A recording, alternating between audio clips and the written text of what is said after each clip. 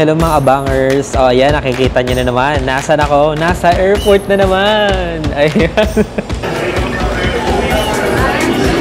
Since andito ako sa may emergency exit, it's our due responsibility. Ayan, it's already 6 o'clock kasi walang tao. May due responsibility pala tayo kung magta-travel lang. May pila dyan mahaba. Pumila ka na. Kakatapos lang ng Thailand natin. Wow, mayaman ka. Bahala na. Hindi ko alam kung saan to. Baka mamaya makancel yung flight namin kasi guys, sa totoo lang, it's very unusual. So we are seated by the emergency exit row.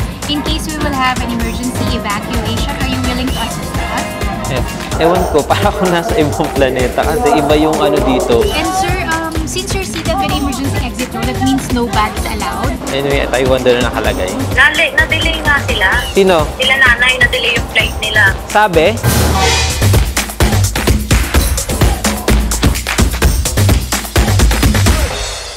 Hello mga abangers. O, ayan, nakikita nyo na naman. Nasaan ako? Nasa airport na naman. Ang sese, di ba? So, kakatapos lang ng trip natin ng ating Arventure Travel Series sa Thailand. Ngayon naman, ang ating panibagong Arventure Travel Series ay papunta ng Taiwan. But this time, ang lakas ng boses ko, no? Kasi walang tao dito. Pumunta ako sa pinakadulong boarding gate, which is boarding gate 101. Ayan, walang tao. Ayan, wala yung tao dyan. Kasi walang tao. Ayan, so ito nakakwento ko ba't napunta dito. Actually, kaya walang tao dito kasi kakaalis lang ata. Anong oras na ba? 8:30. Ewan ko kung bakit wala pang tao dito. Pero yun, pumunta ako dito sa dulo kasi sobrang daming tao doon sa boarding gate kung nasaan ako. So sa boarding gate 104 ako. Dito ako sa 101. Magkasunuran. Ay hindi, 101 ba to? Hindi. Boarding gate 105, 106 to. So, sa boarding gate 104 ako. So, medyo malapit na kasi yung flight ko. So, pumunta ako dito para at least wala masyadong tao at makapagsalita ako ng maayos. Kasi actually, nag-start na ako. Oh, puro actually, artista ka. So, ito na nga. Binibilisan ko magsalita kasi nga, baka mamaya mag-announcement. So, anong oras na ba ngayon? Ayan, nagagalaw yung ano ko. Sana marinig niyo pa rin. So, it's already 6 o'clock. AM. Tapos yung flight ko is 6:20. Yun yung nakalagay sa boarding pass. Pero, I don't know. Pero kasi, wow, ang English na. I don't know.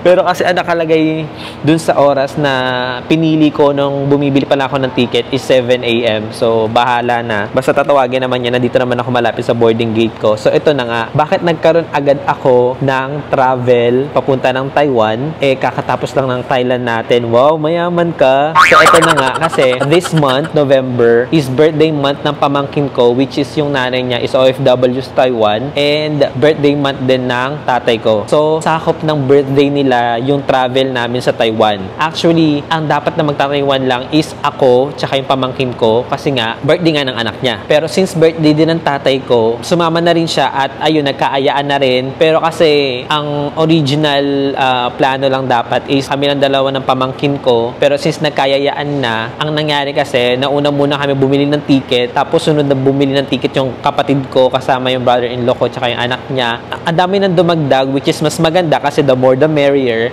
Yun nga lang, ang nangyari is may mga naunang nag-book ng ticket. So, since may mga sumunod na sumama, so ang ginawa naming plano is inayos namin yung mga schedule kasi originally, hindi talaga sasama yung parents ko kasi meron silang prior commitment, which is business commitment kasi yon. So, syempre, kailangan kumita, di ba? So, I mean, commitment na kasi yun eh. So, ang ginawa na lang is ano yung magiging available na araw na pwede sila na hindi tatamaan yung mga, you know, prior or business commitment nila. So, yun, saktong-sakto yung araw na binigay, I mean, available sila, which is November 17 ngayon, Sunday, hanggang November 19. Pero ang magiging uwi namin, lahat na kami, ang uwi namin is November 20, Wednesday siya, ng umaga. Tapos, ayun, nagkakaroon na dito ng tao kasi mag-start na rin ata dito sa gate 105 to 106 Osaka, Japan. Tapos, ayun, sunod-sunod na lahat, halos Asia. And eto pa nga, kaya hindi rin ako confident na mag-vlog pa kasi baka mamaya makancel yung flight namin kasi guys, sa totoo lang, kanina, madaling araw, ang daming announcement kasi may mga delayed flight, may mga canceled flight kasi last month, I mean, yung previous month kasi which is October, sunod-sunod yung mga bagyo na pumunta rito. And then last week, may bagong bagyo na pumunta dito sa Philippines, pero lumihis kasi siya papuntang Visayas and Mindanao. Kaya yung mga canceled flight ngayon, as in ngayong araw na to, ay mga domestic flight papunta ng Visayas and Mindanao. Tapos, ang nakita ko, may isang Japan ata na international flight na canceled. And unfortunate yun na syempre na may mga na-canceled na flight. Pero good to know sa amin na natuloy yung flight namin kasi hindi na namin maa-afford na mag-rebooking or kung sakaling may additional payments pa na mangyari kasi nga ang dami na naming rebooking na nangyari kasi nga may mga tinugma-tugma na schedule para magkasama-sama kami lahat doon sa Taiwan.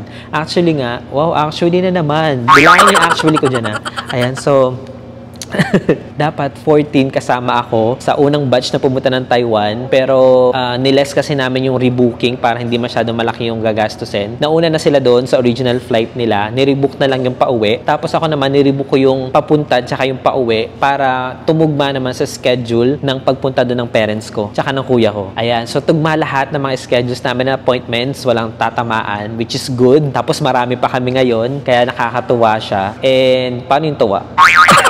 Ayan, so, ano na. Ito nga guys, gusto ko rin ikwento sa inyo yung mga comparison ng NAIA experience ko na gusto kong bawiin. Ayan, so gusto kong bawiin I wanted to apologize dun sa una kong episode. Kala mo naman talaga mapapansin ka ng NAIA, no? Ayan, so, well, gusto ko rin bawiin yan kasi syempre, title pa lang ng episode 1 ko, NAIA Worst Experience. Parang ang bigat talaga ng title ko, di ba? Pero sa totoo lang guys, yung mga ganong experience, hindi talaga siya sa airport di ba? Number 1, yung time ng flight mo. Number 2 is yung traffic, kaya dapat talaga maaga ka. So, ibig sabihin kung late ka, problema mo na yun. And then, ano pa kaya? Yun. Kasi, yun lang naman kapag yung flight, kasi yung flight ko sa Thailand is paggabi na, 7 p.m. So, umalis ako ng bahay ng 3 p.m. Unexpected yung traffic na naranasan ko from bahay hanggang terminal. Dito sa NAIA, na umabot ako ng almost 3 hours, 4 hours, ata ganun yung travel ko. And commute pa yun Tapos, this Taiwan naman namin, since na-experience ko na yung ganung traffic, sinabi ko na mag-grab kami. So, nag-grab kami mula bahay hanggang dito sa NAIA Terminal 3. So, sobrang smooth lang. Siguro dahil na rin madaling araw. So, umalis kami ng bahay ng 12 a.m. Tapos, nakarating kami dito sa NAIA ng past 1 a.m. na. So, sobrang bilis lang. Kasi, ang nasa itinerary na ginawa ko, dapat at least 2 a.m. nandito na kami sa NAIA para at least 5 hours before the flight, nagpa-process na kami. Kasi nga, ang nakalagay sa ticket namin is 7 a.m. Tapos, yun nga, since nung nag-Thailand ako, hapon na yung oras, rush hour siya, kaya traffic talaga. Compare dito, madaling araw, wala na siyang traffic. Yung next naman na comparison ko is yung sa travel tax. So ako naman kasi, pag travel tax talaga gusto ko binabayaran na siya kasama ng ticket para less hassle na talaga sa pila. So hindi ako pumila, pero kanina pumila ako dahil binayaran ko yung travel tax ng parents ko kasi hindi kasama sa online na binayaran ko. And yung airline pala nila is AirAsia. Sa akin is Cebu Pacific. So yung unang batch kasi ng nag-book ng flight is Cebu Pacific kaming lahat. So, nung time na ibubook ko na yung parents ko, nagtaas yung price ng Cebu Pacific. Kaya naghanap ako ng ibang airline. So, sa AirAsia, nung kinumpare ko, medyo mababa yung price nila. So, nabook ko sila sa AirAsia. So, AirAsia sila, nandun na sila sa may gate 103. Ako naman sa gate 104. Pero nandito ako sa gate 105 muna kasi nga konti yung tao. And then, ano pa ba yung comparison ko? Ayun, sa travel tax, smooth naman. Siguro dahil nga madaling araw, hindi ganun kahaba yung pila. At mabilis naman yung nasa counter. And then, next naman natin is sa boarding pass. Sa boarding pass naman, mabilis tsaka smooth kasi nga siguro dahil madaling araw nga siya. Unlike nung time na nag-Thailand ako, ang haba ng pila, maraming tao. Kaya talagang matagal sa pila sa pagpiprint lang ng boarding pass. Pero sa kanila, pinila ko sila sa AirAsia, ang bilis lang. Pinila ko yung sarili ko sa Cebu Pacific, ang bilis lang din. Kasi wala masyadong ang tao.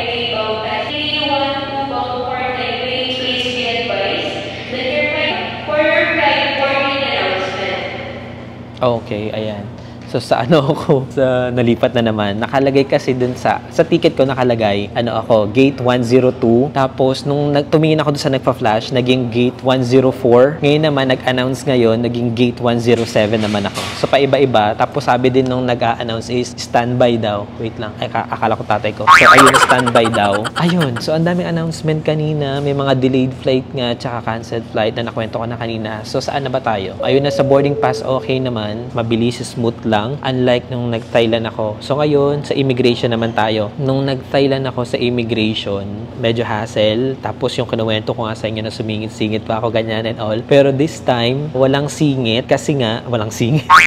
I mean, hindi ako sumingit-singit kasi nga, since madaling araw nga siya, 1 a.m. wala masyadong pila. Kaya parang free na free talaga yung immigration officer na magtanong. Okay, so ito na nga. May mga tanungan portion. Although, hindi ganun kahaba yung pila kasi nga kasama ko yung parents ko. And yung parents ko, nanay at tatay ko, is parehas na silang senior citizen. Tapos kasama ko yung kuya ko. So, pumila kami doon sa priority lane. Kaya mabilis din yung usad namin. Pero ang mga tanungan, ito. Ang tanungan kasi sa akin nung nag-Thailand ako is, kailan yung balik?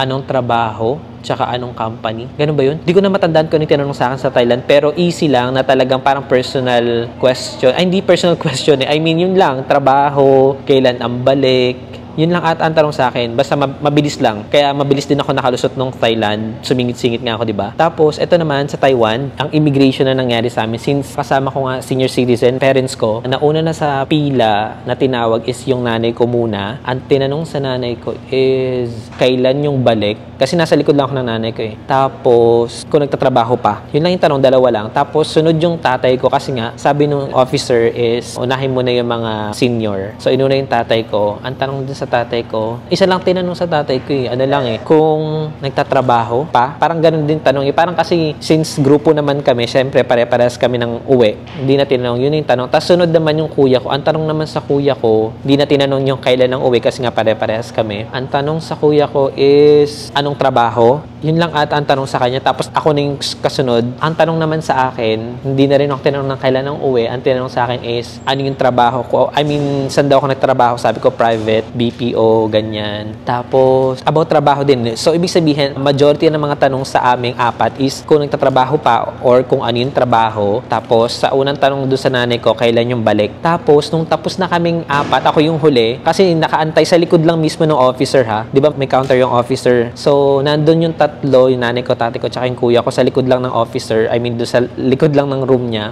ng counter niya. Tapos, yung ako naman yung pumunta na doon sa kanila. Ito na, lumabas yung immigration officer. Tapos, tinanong kami ng officer na bakit magkaiba kami ng airline? Ayan. Bakit magkaiba ng airline? Kasi nga, yung nanay, tatay ko, tsaka yung kuya ko, AirAsia sila. And then, ako, nag-iisang Cebu Pacific. So, ang sinabi ko na lang, dahil sa work schedule. Yun na yung sinabi ko. Yung sinabi ko yung dahil sa work schedule ko, tsaka pare-pares naman po kami ng uwi lahat. Sabi ko may mga nauna na rin. Parang hindi na rin niya masyadong in-interrogate na kasi nga since family kami, tapos grupo kami pupunta dito. Parang gusto lang niya i-confirm na bakit ako yung naiibang airline. Yun lang. Yun lang yung tanong. Tapos ito pa, sa immigration, di ba after na interview sa officer, merong x-ray. So sa x-ray, dala ko ulit yung laptop ko. So hindi na ako naharang kasi nga nilabas ko na yung laptop ko dahil alam ko naman na hindi naman i-confiscate. So nilabas ko na doon x-ray. Tuloy-tuloy na smooth lahat sa x-ray. Kaya yun, sobrang aga namin dito na di ko alam kung tumagal ba ng 1 hour or sabihin na natin more than 1 hour na simula na pupunta namin na NAIA hanggang boarding gate natapos namin lahat ng process na ganun kabilis. Unlike to nag-Thailand ako na sobrang tagal nang nangyari. Almost 3 hours ata yun or 2 hours ako sa pag-process.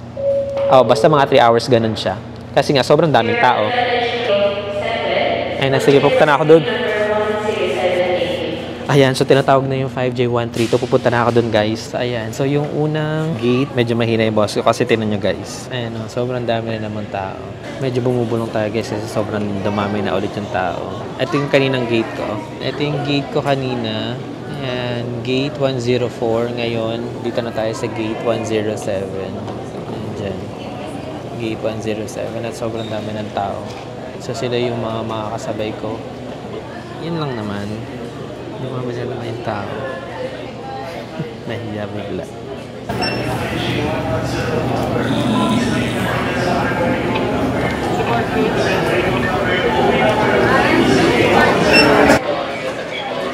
Ayan, nakapasok na ako, guys. Di yun. Sinisilip ko yung parents ko.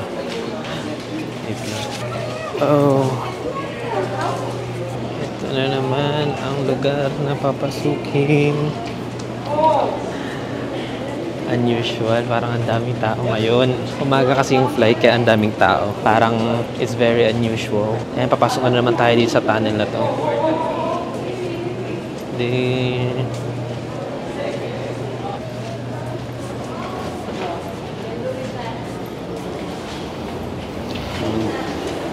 na.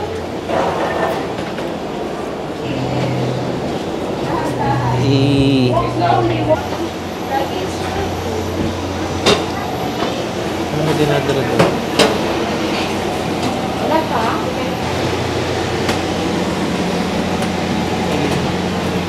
Ano ba ako?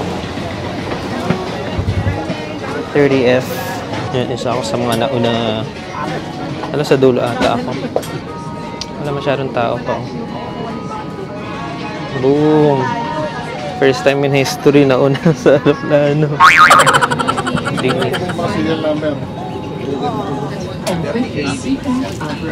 Use of electronic devices such as laptops, mobile phones, tablets, and any smart producing equipment. Guests are required to stow their own hand-carried baggage under Mangyari po lamang na pakilagay ang sariling daladalahan sa ulo ng kompartimento. This is Cebu Pacific Flight 5J Pacific, lipad bilang 5J312, patungong Taipei. There.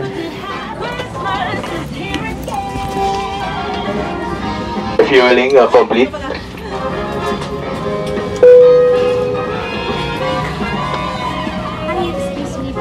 Hi, my name is Jane. I'll do a quick briefing lang. So you are seated by the emergency exit row. In case we will have an emergency evacuation, are you willing to assist us? Yes. Alright. Kindly read through the passenger briefing card. If you have any questions, just let us know.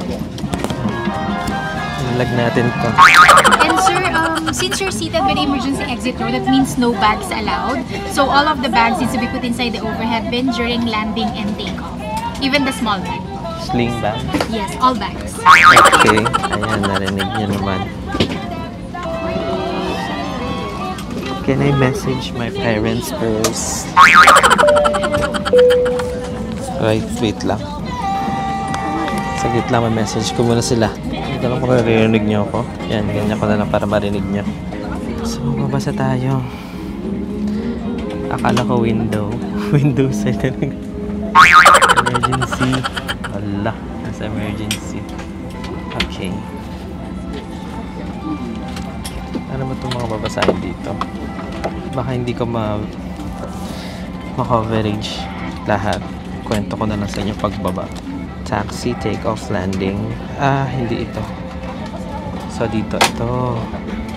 If unsafe, block exit, redirect passengers to others usable exits. Command, exit, block, go to those exits. If safe, open exit. So, terrain evacuation. Ito yung sinagawa ko. So, nagbabasa ako dyan. So, ito yung mga gagawin to help the cabin crew if nagkaroon ng emergency. So, this is going to be the things to do. Alam nyo guys, kaya nga inagahan ko yung punta or pagpasok sa aeroplano. Kasi sabi sa announcement na full cast. Puno daw yung aircraft. So, walang vacant seat. Punong-puno siya. So, expect na baka puno rin yung overhead baggages. Kaya, nire-request nila na sana tag-iisang hand carry lang. Although, isa lang naman yung dala ko, backpack lang. May dala ko yung sling bag. Akala ko yung sling bag ko sa akin lang. Pero, since andito ako sa may emergency exit, it's our due responsibility. May due responsibility pala tayo. Akala ko magta-travel lang. We have due responsibility na at least to help the cabin crew dito sa emergency exit na to. Ewan ko na-capture kanina nung sinabi na are we willing to help? Nag-yes agad din, no? Alam mo naman talaga. Magpapasa na nga tayo dito. O mamaya, ma-zero tayo sa exam. Actually, puro photo lang siya. Pull lever. Dito rin siya, pull cover aside. Oh, yung mga nandito, nandito na rin yung mga Ayan, ito. Nandiyan na rin yung mga gagawin, no? Although yung mga instruction nandito na, kailangan pa rin mag-review. Seated by exit rows. Read this before departure.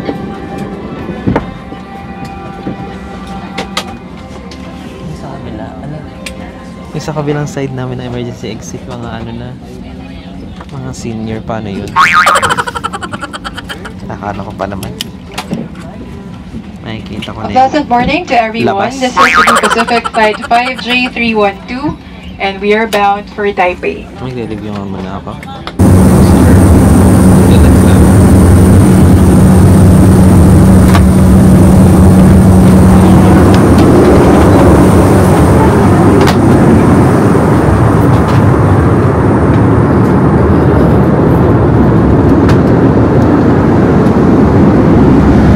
Hi everyone, good morning. First Officer Dan again for your flight update destination and expecting fair weather on our arrival. Hello mga abangers. Ewan ko, narinig niyo ba ako?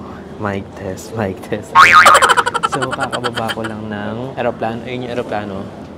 Ayun, Cebu Pacific. Ayan. So, ayun yung aeroplano na sinakyan ko. And then, bumaba. Tapos, grabe, pagkababa ko, ewan ko, para ako nasa ibang planeta. Kasi iba yung ano dito. Iba yung airport dito. Pakita ko sa inyo yung airport dito, ah. Ayan, o. Paglabas ko, mayroong ganyan, no? Divider siya. Ayan yung aeroplano sinakyan ko. Ayan, tapos ayan doon. Diyan dumaan. Basta, kakaiba yung airport dito. Tapos, ang liit. Hindi ko alam kung aantayin ko sila nanay dito. Ito, pakita ko sa inyo yung daanan ng pinaglabasan ko. Ayan. Ito yung daanan ng pinaglabasan ko. Ayan. Doon yung daanan ng pinaglabasan ko. Tapos, ayan. Ito ata yung waiting area. Okay. Bahala na. Hindi ko alam kung saan to. Immigration transfer. Ay, nakalagay dito immigration transfer. Doon na, daan na nga lang ako dito. Ayun o. May immigration. Yan. So, paglabas ng aeroplano, dito na agad yung way.